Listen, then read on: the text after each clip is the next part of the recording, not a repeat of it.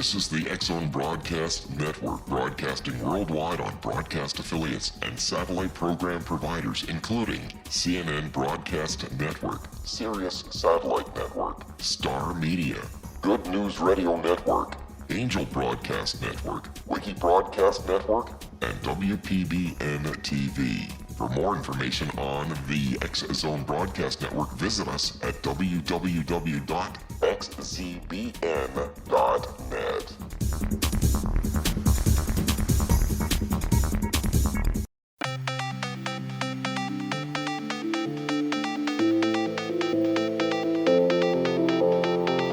Welcome everyone to Too Good to Be True, and thank you to all the listeners. Are you ready for a surprising show about the Voynich manuscript and other mysterious writings? Before we start getting into details, let's just briefly talk about psychic insight and how we apply it. We choose a subject, then research it. Based on that research, we determine what we think needs to be explained by creating a series of questions. Then Justina provides psychic insight to answer those questions. The psychic insight is narrated towards the end of the show. Accepting the psychic insight is a question of individual belief. Now let's go through the disclaimers. Here are the disclaimers. Neither of us claim to have any expertise on any subjects that we discuss. We relate information we find through research in the psychic insight. We are always delighted to hear from the listeners. The show only lasts an hour. We don't have the time to present exhaustive research on any topic. This means that there will be information that we miss. We want to provide a basis for the psychic insight. We don't care if a theory turns out too good to be true, as the show name suggests. We are only interested in finding out more of the truth about topics.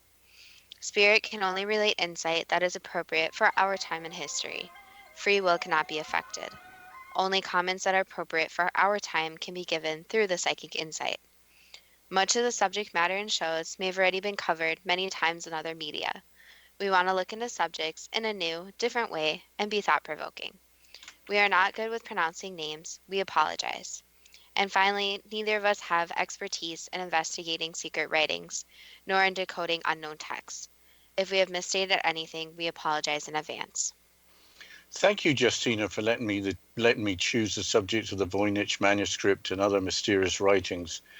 We're going to discuss the Voynich manuscript, the Ronga Ronga writing, the Thule papyrus, and the Phaistos disc. Why did you choose the Voynich manuscript as the first subject, and what is it? I chose the subject because the Voynich manuscript looks so neat, and it appears that a lot of work went into creating it. It's a book rather than a manuscript with lots of illustrations. Everything is handwritten, but nobody has been able to translate it. It is now in a Yale University library. There are 240 pages, but some of the pages are missing. Apparently, there were 272 pages originally. It is well worth looking up on the internet. The illustrations are, in my mind, very artistic. A book about the manuscript was published just this year by Dr. Stephen Skinner and includes a copy of every page of the original. So it's a book with pictures. What is it about? The marketing material for Stephen Skinner's book includes the following paragraph, quote, "Since its creation in the first half of the 15th century, the Voynich manuscript has fascinated and obsessed students of the esoteric, of magic, and of alchemy. Yet to date, no one has managed to crack its code. It truly is one of a kind, the only book in existence that has been written in its particular language and alphabet, a language that no one can read," unquote. We don't know what it is about, except that of more than 200 illustrations, half are herbal. The remainder is related to pharmaceutical, biological, and astronomical subject matter. How did the book get its name? It's named after a Polish book dealer, Wilfrid Voynich, who purchased the manuscript in 1912. How did it get into a Yale University library? It was donated by an Austrian book dealer in 1969. Apparently, it's been at Yale University for almost 50 years, and they haven't provided a translation, but have put scanned copies of it on the internet. I don't think anyone can figure it out well enough to provide a translation. Here is a quote from Wikipedia, quote, "The Voynich manuscript has been studied by many professional and amateur cryptographers, including American and British codebreakers from both World War I and World War II. No one has yet demonstrably deciphered the text, and it's become a famous case in the history of cryptography. The mystery of the meaning and the origin of the manuscript has excited the popular imagination, making the manuscript the subject of novels and speculation. None of the many hypotheses proposed over the last 100 years has yet been independently verified, unquote. So, what are the theories about the book? There's dozens of them, including that it's a hoax. I'll mention a few. It's a message from extraterrestrial beings. It's an encyclopedia of nature. It's a 16th century contrick, and it's a hoax. Why don't you start with the theory of the message from extraterrestrial beings? It contains language found nowhere else on the planet, and that the pages contain unknown star charts. Possibly an extraterrestrial wrote it, and then the book remained on the planet. The ink on the vellum or animal skin paper it is written on has been carbon dated to the early 15th century. So, it was written in the 1400s. The printing press would have just been invented hundreds of years before then. That suggests the idea was just to produce only one book, but maybe copies could have been made much later in the future. But we'll have to continue with the next theory that it's a nature encyclopedia after this short break. And don't forget to go like and follow us on Facebook.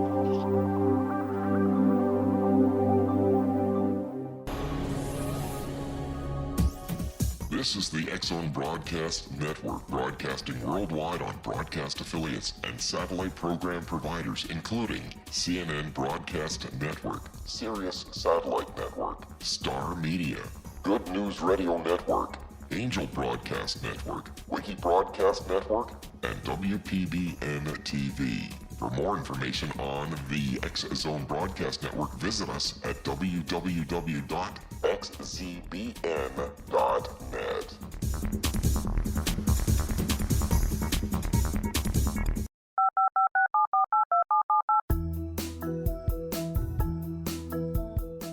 Did you know that when you're on the road with limited data or Wi-Fi, you can still listen to the X-Zone Radio Show with Rob McConnell, The Science of Magic with Gwilda Wiyaka, X-1, Dimension X, Space Patrol, and every minute of the X-Zone Broadcast Network by calling 213-401-0080, courtesy of Audio Now. No smartphone, app, or internet needed. It saves your data plan and it's free if you have unlimited minutes. Call 213-401-0080 to listen on any phone, anytime, anywhere. Remember 213-401-0080 for the best of the paranormal, parapsychology, and sci-fi radio programming anywhere, 24/7, 365.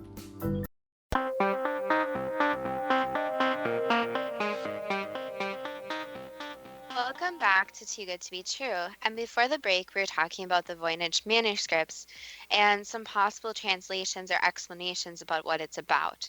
So the next theory is that it's actually a nature encyclopedia. Can you tell us a little bit about this, Dad?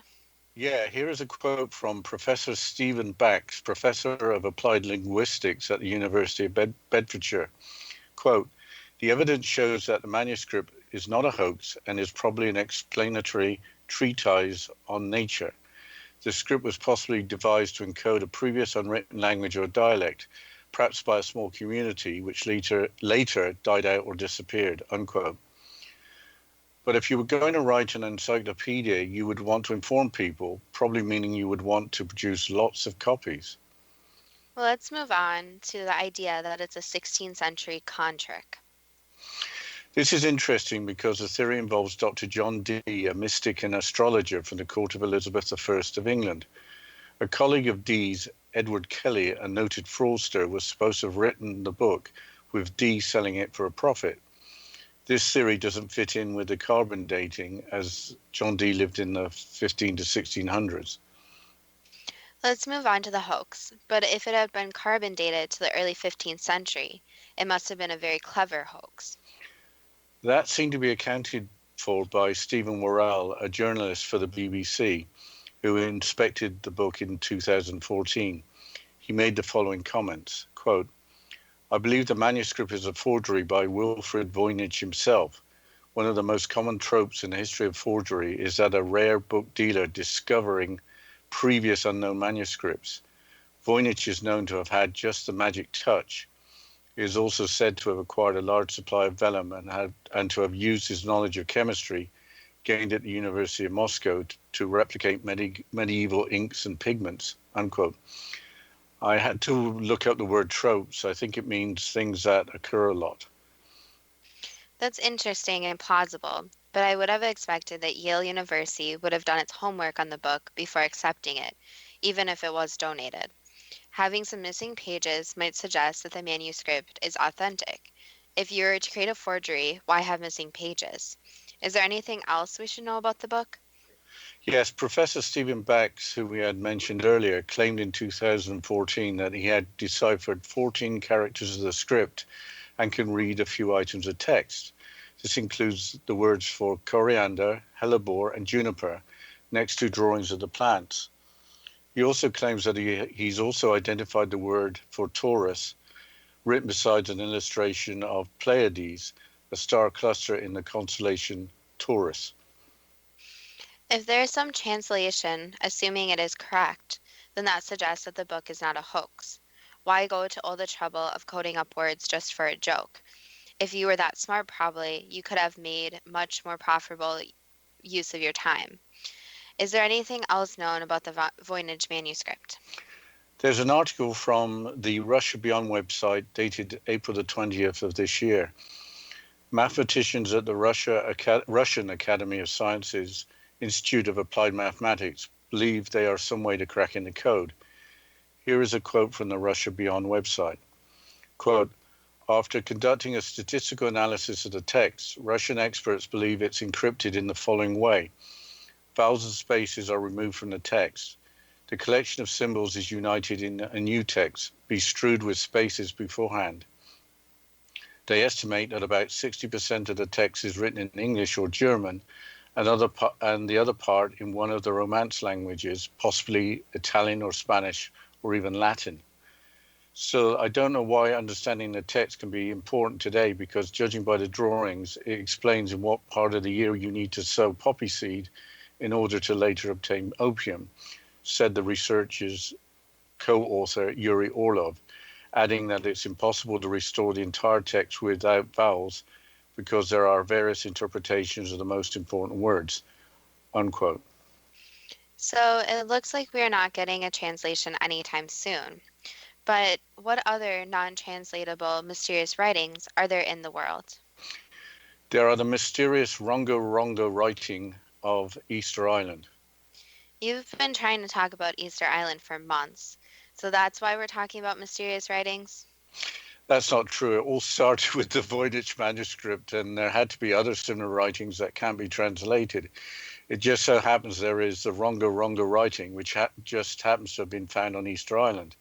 Anyway, who doesn't like saying the word Rongo Rongo? I will quote from the Ancient Origins website. Quote, "During the 19th century, ancient artifacts containing a set of etched symbols were discovered on the world-renowned Easter Island, a small remote island located a few thousand miles west of South America, and famous for the hundreds of giant monolithic anthropomorphic statues called moai. The intricate designs appear to be glyphs or a form of writing, but the meaning of the glyphs has never been deciphered. Some believe that decoding the mysterious writing could offer answers into what caused the collapse of the ancient Easter Island civilization. The Rongo Rongo writing was first discovered by Eugene Irod, a lay friar of the Roman Catholic Church, who went to Easter Island as a missionary on January the 2nd, 1864, unquote. I looked up the word anthropomorphic. It means having human-like characteristics. A glyph is a sculptured figure or relief carving. What were the glyphs carved into? They were written on irregularly shaped wooden tablets. Then they can't be very old. Otherwise, they would have rotted away being made of wood. Here's a quote from the website Omniglot. Quote, it is known that when Rongo Rongo was invented or by whom. Sorry, I'll start that again. It is not known when Rongo Rongo was invented or by whom. A few of the wooden tablets with inscriptions in have been dated, and the oldest dates back to the early 17th century. Rongo Rongo was used until the 1860s, after which knowledge of the script was lost. However, during the 1880s, a group of elders devised a version of the script called Tao to decorate carvings to make them more valuable, unquote. But the Ancient Origins website, which we mentioned earlier, suggests the tablets are older. Here's a quote from that source. Quote, the age of the tablets is unknown, as very little direct dating has been done, but they are believed to have originated around the 13th century, around the same time as forest clearing. However, this is merely speculative, as the inhabitants of Easter Island may have felled a small number of trees for the specific purpose of creating the wooden tablets. One glyph appears to resemble a palm tree and is thought to be the Easter Island palm, which disappeared from the island's pollen record in 1650, suggesting the script must be at least that old, unquote. A while ago, I read about the end of the civilization on Easter Island because of changes in ecology suggested by the book Collapse by Jared Diamond. Losing the palm trees must have been a sad event. So, where are the tablets kept now? It is a long way to go see them at Easter Island. Also, what does Rongo Rongo mean? Here's another quote from the Omniglot website. Quote, they are now in a museum and private collections around the world. Only half the texts are in good condition and are believed to be authentic. According to oral tradition, the script was also written on banana leaves with obsidian flakes or small shark teeth. However, no examples survive. The name Rongo Rongo means to recite, to declaim, to chant out in Rapa Nui, the native language of Easter Island, unquote. So, what are obsidian flakes? They are flakes of volcanic glass that can have very sharp edges. There's plenty of volcanic material on Easter Island. You haven't explained what the glyphs look like. Here's another quote from the Ancient Origins website. Quote, the glyphs are written in between lines that run across the tablets. Some tablets are fluted with inscriptions falling within the channels created by the fluting. The Rongo Rongo images are shaped like humans, animals, plants, and geometric forms. Every symbol that contains a head is oriented with the head facing up and either facing forward or profiling to the right. Each symbol is approximately 1 centimeter high, unquote. So that means the symbols are about 4/10 of an inch high. What do experts think that these tablets are supposed to communicate? I think the experts were the people who wrote the tablets. Here's a quote from Wikipedia. Quote, there have been numerous attempts to decipher the Rongo Rongo script of Easter Island since its discovery in the late 19th century. As with most undeciphered scripts, many of the proposals have been fanciful. Apart from a portion of one tablet which has been shown to deal with a lunar calendar, none of the texts are understood, and even the calendar cannot actually be read, unquote. That all sounds a bit bleak. We have time for some more mysterious writings, hopefully with some translation. Where are the next mysterious writings from? The story of the Thule papyrus starts in Cairo. There are translations this time. Okay, so now you've gone from Easter Island to near the pyramids. Yeah, it just so happened that the Thule papyrus was found in an antique shop located in Cairo. How did the papyrus get its name? It gets its name from Alberto Thule, who was director of a director of the Egyptian section of the Vatican Museum. In 1933, Alberto Thule visited Cairo and found the papyrus in an antique shop. So he bought the papyrus and donated it to the Vatican Library, and that's where it is now? Thule thought it was too expensive even for the Vatican Library. He made a copy of the original that was for sale, which apparently the antique shop permitted. Apparently, he then recopied that to make a second copy. For his second copy, he replaced the original hieratic script with hieroglyphs. This led to doubt that the content of the recopy was authentic. I couldn't find out where the original that was in the antique shop ended up. It might be worth a lot of money, assuming it hasn't been destroyed. A hieroglyph is a symbol that looks like a picture. What is the difference between a hieratic script and hieroglyphics? Hieratic writing is cursive, while hieroglyphs consist of signs and symbols. Going back to the Vatican Library, wasn't it recreated for a movie a while back? What is in the Vatican Library?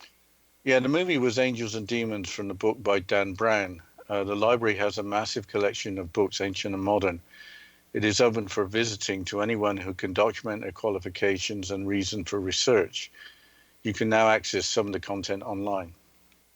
I think this is all a bit suspicious if the original papyrus was too expensive for Thule and the Vatican Library.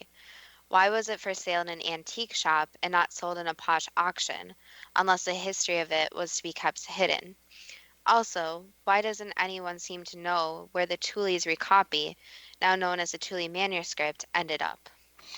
Apparently, it didn't end up in the Vatican Library. Author Samuel Rosenberg contacted the Vatican in the 1960s. Apparently, it wasn't there. Here's a quote from Gianfranco Noli, inspector of the Egyptian Vatican Museum. Quote, Papyrus Thule not propriety of Vatican Museum. Now it is dispersed and no more traceable, unquote. Another inquiry from Rosenberg went to the U.S. Embassy in Rome with the following reply, quote, the current director of the Egyptian section of the Vatican Museum, Dr. Noli, said that Professor Thule had left his belongings to a brother of his who was a priest in the Lateran Palace. Presumably the famous papyrus went to the priest. Unfortunately, the priest died also in the meantime, and his belongings were dispersed among heirs who may have dispersed the papyrus as something of little value, unquote. We'll have to continue talking about this, and don't forget to like our Facebook page, and we'll be right back after this short break.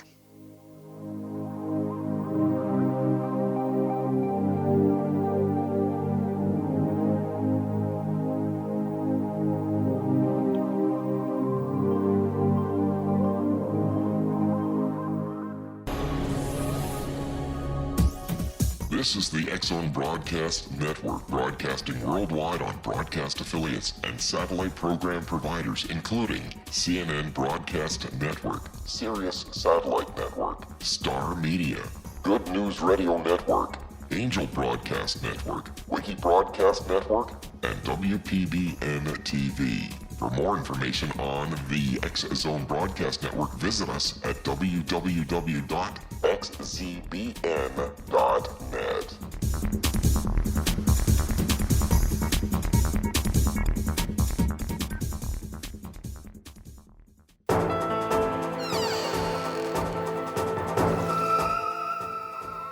Welcome back to Too Good to Be True. And before the break, we were talking about the Papyrus Thule and the Thule manuscripts. So, Dad, you just had a quote from when Rosenberg went to the U.S. Embassy in Rome. And what's your views on this quote?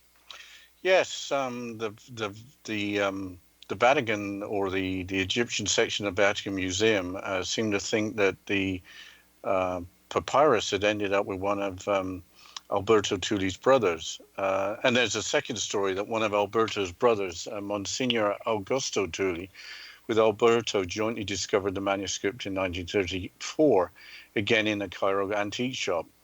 So at least one brother could have known its value. But irrespective of whether one or two brothers were involved, if the original or the copy or the recopy can't be found, how do we know what is written on the original or the copies? Apparently, there were two translations from the recopy. According to the website Infinity Explorers, they were completed independently. The translated were Egyptologist Prince Boris D. Rakiewicz and anthropologist R. Cedric Leonard. Here's a quote from the translation by R. Cedric Leonard. Quote, this is a difficult quote. I should have said that beforehand, so forgive me. So, quote, In the 6th hour of the third winter month of the year 22, the scribes of the house of life observed that from the sky came a strange disk of fire. I had no head. The breath of his mouth gave off a foul odor. His body had a rod of length and width. He did not utter a voice. He came to his majesty's house. His heart was confused when he saw it, and they fell on his belly. He went to the king to inform him. His majesty ordered that the scrolls placed be consulted in the house of life. His majesty meditated on all these events that were happening. After several days, they became more numerous in the sky than ever. They shone in the sky with even more force than the sun itself, stretching to the limits of the four supports of heaven. Powerful was the position of the discs of fire.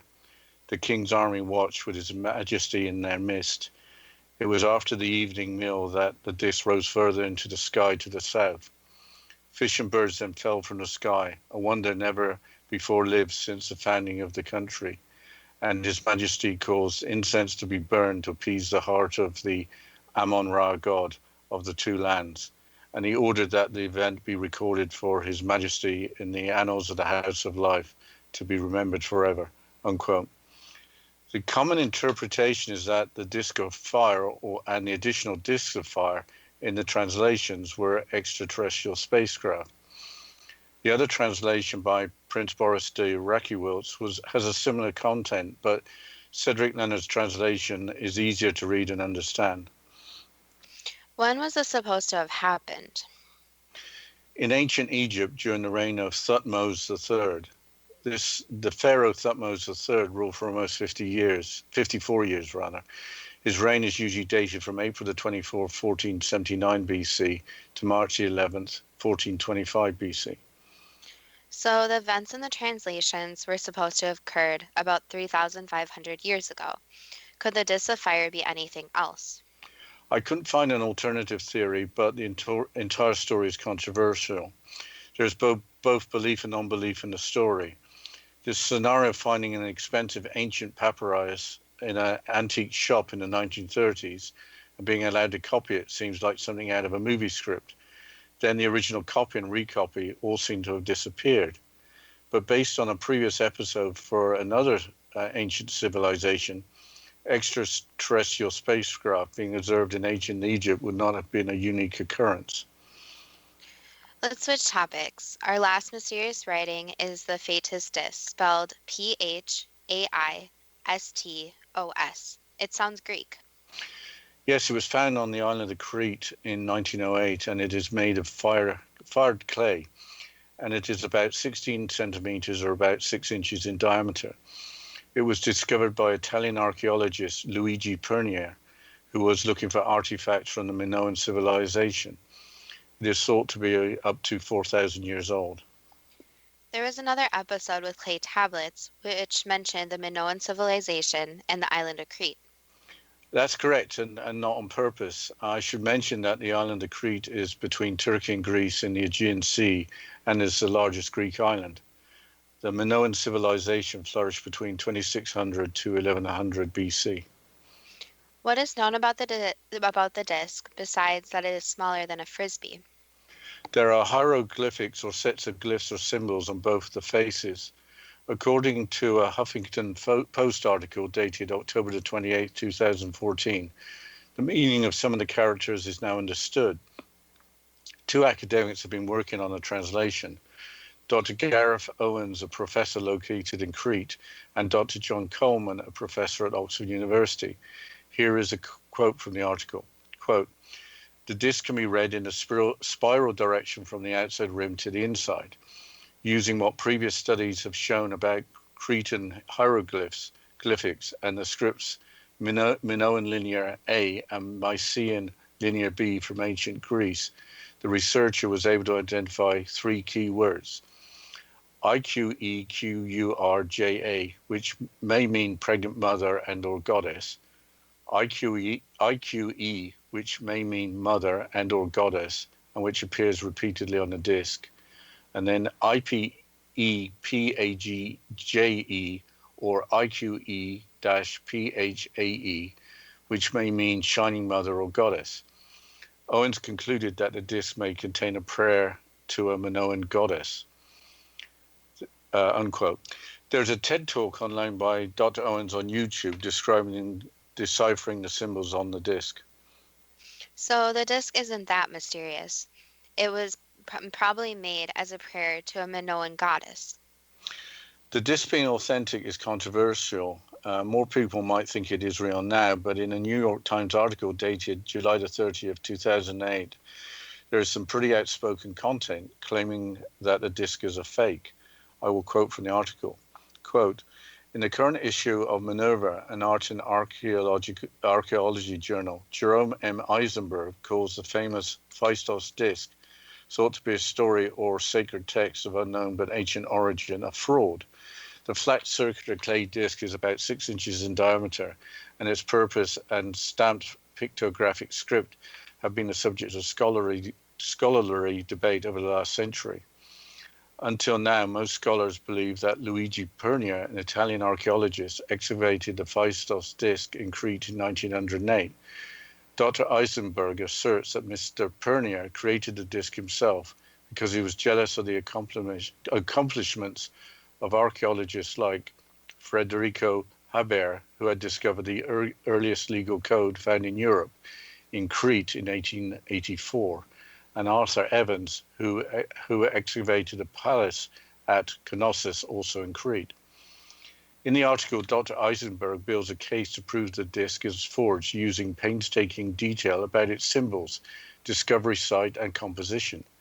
He says that its cleanly cut edges and uniformity do not match up with the period's clay tablets, which were baked only by accident in the fires that destroyed ancient palaces. That the script remains impossible to translate, he added, bolsters the view that Mr. Pernia created it to outshine his contemporaries. At a conference this fall in London, Dr. Eisenberg and scholars who defend the disc as authentic will discuss the artifact's origins face to face, unquote. Wouldn't a partial translation suggest that the disc was in fact authentic? I would agree, but in another episode, clay tablets made by another ancient civilization around the same time were not baked, but just dried. But Luigi Pernia creating a forgery that can be made sense of in terms of a prayer to a Minoan goddess would make for a very clever forgery. I think it's time to ask the first question. I will start with the Voynich manuscript, and here is the first question. Was the Voynich manuscript handwritten by one person? With influence, yes. Is the Voynich manuscript genuine or a clever forgery created by Wilfrid Voynich? Genuine. Can I ask anything about the person who wrote the manuscript?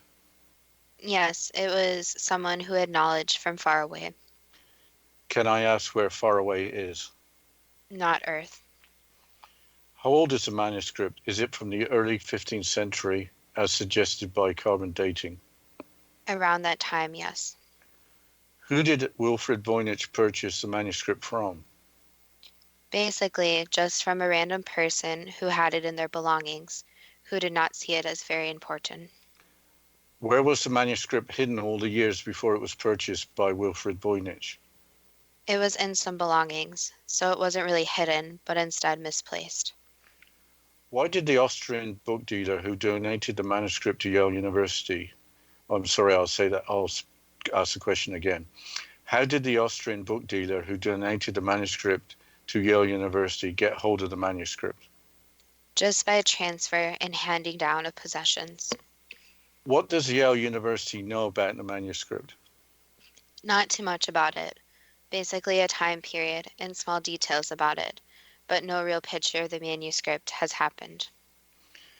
Is the manuscript a message from extraterrestrial beings? Yes. Is the manuscript just an encyclopedia of nature? Yes and no, not just nature and Earth, but includes other information. Is Professor Stephen Bax correct in that he has successfully deciphered the words for coriander, hellebore, and juniper? So far, yes. Is the Russian Academy of Sciences correct in that the written language is English, German, as well as Italian, Spanish, or Latin, with vowels and spaces removed? Partially, but it's also a mixture of even more ancient languages, which makes it even more complicated. Will the Voynich manuscript be translated in the future? If people put time into studying it, then yes. Why was the Voynich manuscript written? Basically, to predict the life of the planet and how to care for the life. So it's basically, you can think of it as a prediction that is real in the future. How important is it that it is translated? Pretty important. It's not a top message that should be translated, but it's up there on the list. Okay, changing the subject to Ronga Ronga writing.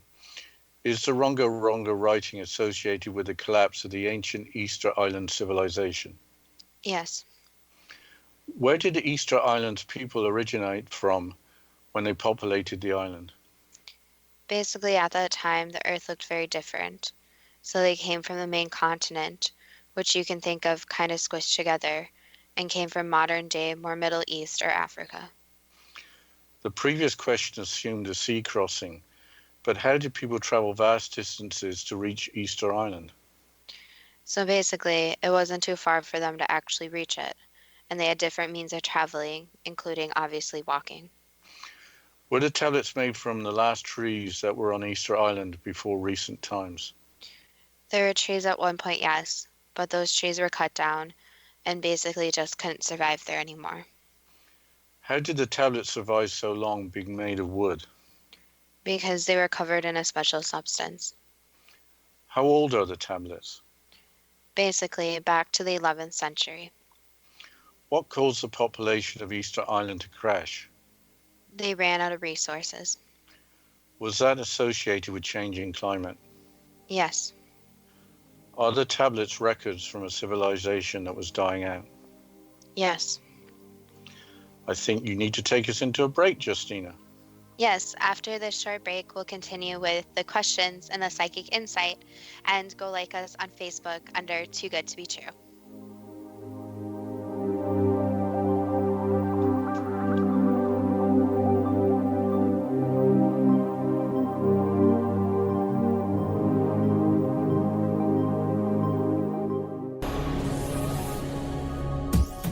This is the X-Zone Broadcast Network, broadcasting worldwide on broadcast affiliates and satellite program providers, including CNN Broadcast Network, Sirius Satellite Network, Star Media, Good News Radio Network, Angel Broadcast Network, Wiki Broadcast Network, and WPBN TV. For more information on the X-Zone Broadcast Network, visit us at www.xzbn.net.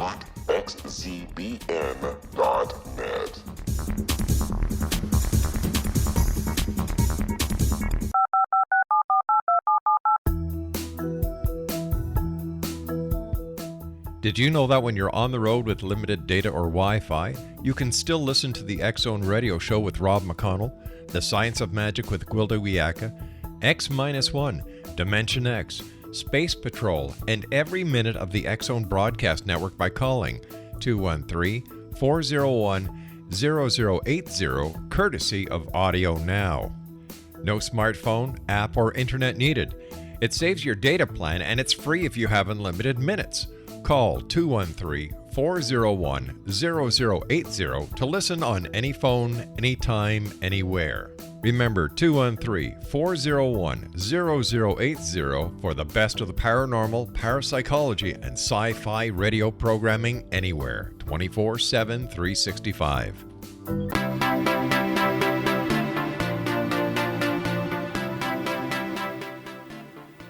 Welcome back to Too Good to Be True. And before the break, we were going through the questions and the psychic insight.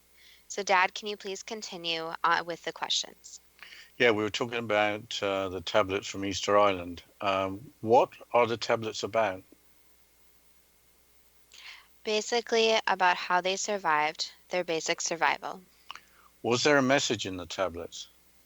Yes. Basically, it said how to keep civilizations alive and to put out the mistakes they made and what people could do in the future.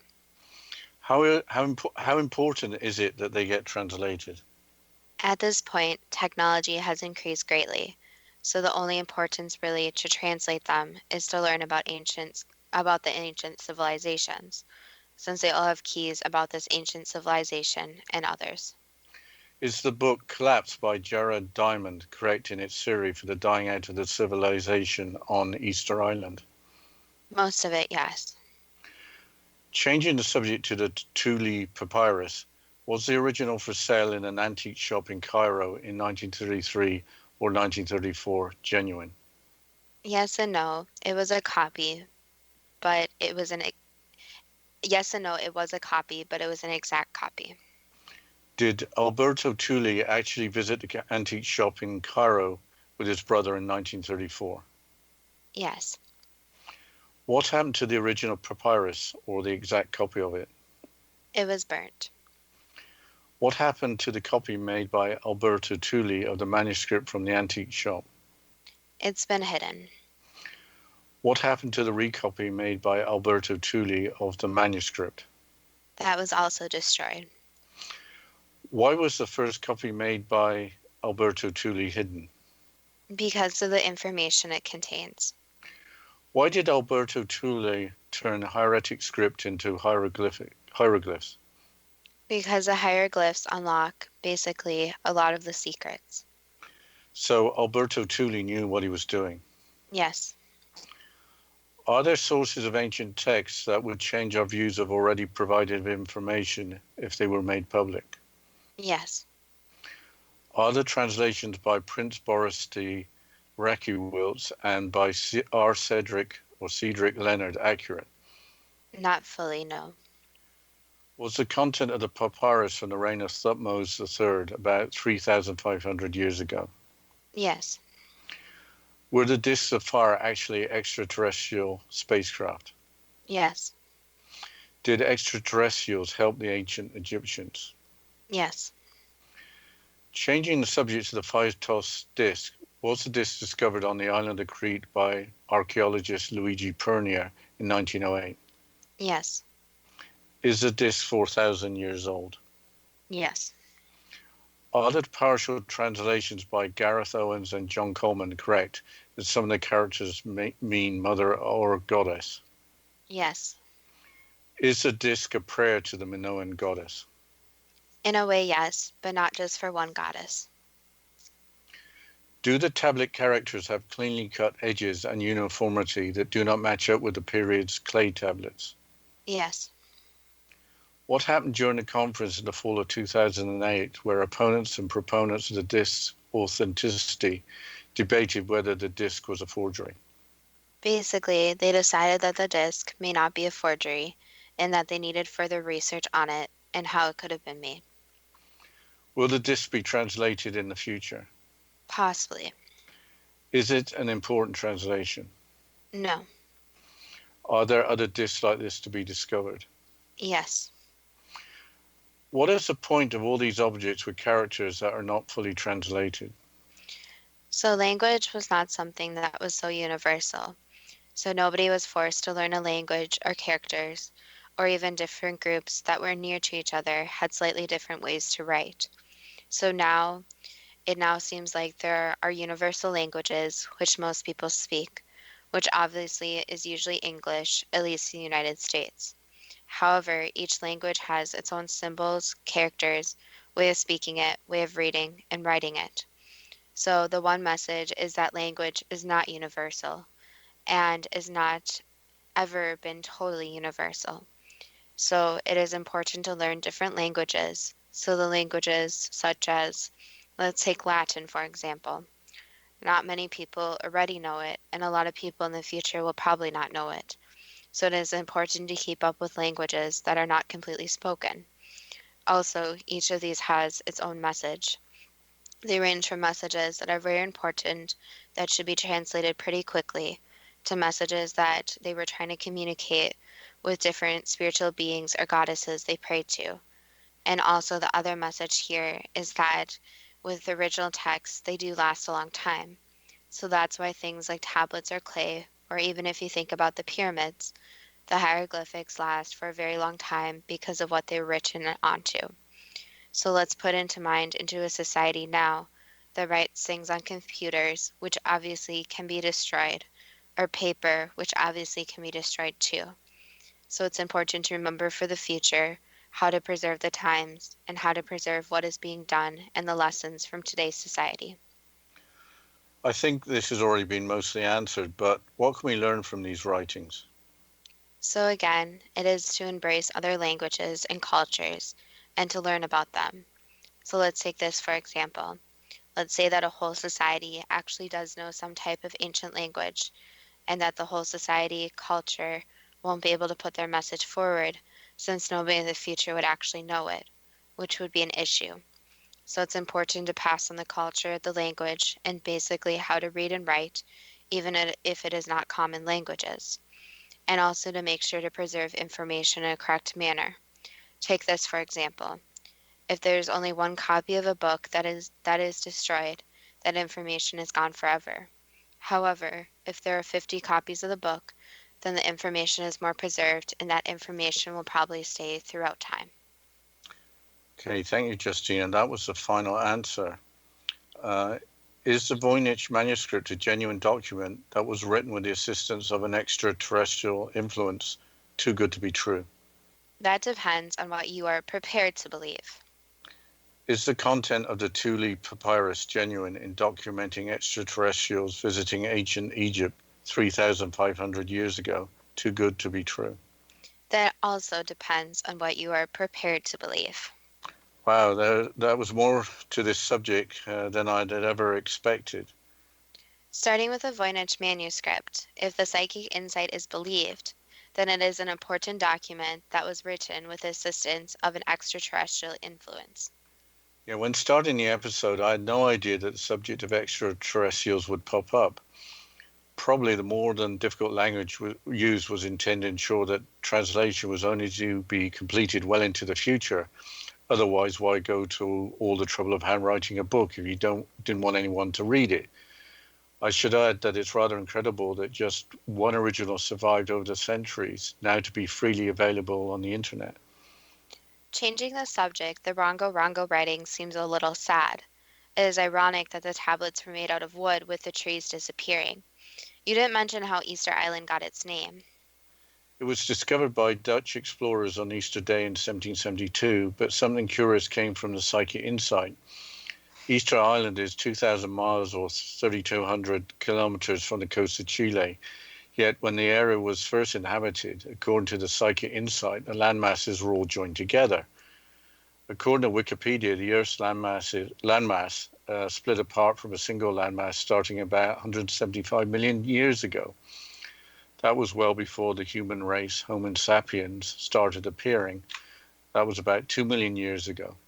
So there's a major inconsistency between science and the psychic insight, especially with a long plane journey from Santiago to Easter Island. Perhaps more hidden writings need to appear. The Thule manuscript took us back to ancient Egypt. We heard in another episode that we mentioned today a couple times that there is evidence of extraterrestrial visitation of another ancient civilization in the same time period. Yes, more on extraterrestrials, which I never expected. Yes, why visit one advanced ancient civilization, not another? So that would be consistent. I was surprised by the Thule papyrus. I'd expected a forgery, but at the same time, it appears that a new translation is needed for accuracy. But that would involve finding a genuine copy. Yes, you not only got us to Easter Island in this episode, but also to ancient Egypt. You must be pretty delighted. Yeah, the ancient stone figures on Easter Island and the Egyptian pyramids were only mentioned in passing. What is to say about the Thetis disc? It is apparently genuine and includes a prayer or prayers to goddesses. I think it tells us more about ancient Minoan civilization and that not all ancient writings have important messages for mankind today. Also, if something looks like a little different from the expected, it doesn't necessarily mean it's a forgery. I suppose that means keeping an open mind and not judging a book by its cover or something in clay and how it's baked. We haven't thought about looking at writings from ancient Eastern cultures such as China or India. Apparently, there is advanced technology included in them. Maybe we need to cover subjects other than ancient civilizations and their advanced technology. We are working on a listener suggestion for a future show. Yes, that suggestion is appreciated, and the subject matter could lead us down some interesting paths. But that particular show is a little way into the future. Again, listener suggestions are appreciated, and shoutouts will be given if you want your name mentioned or if you don't want your name mentioned, whatever is preferred. And the shoutout for the Halloween episode was only with the person's prior permission to having their name included. Don't hold back on suggestions. We thought we'd look at ancient writings today. Probably not an interesting subject to a lot of people, but look where we ended up. The more uninteresting might end up as the most surprising. Who knows? Well, again, if any of the listeners have listener suggestions, you can either comment on our Facebook page or message us on there, and that's Too Good to Be True on Facebook, with the first two spelled TWO. And of course, thank you to all the listeners, and stay tuned for next week's show.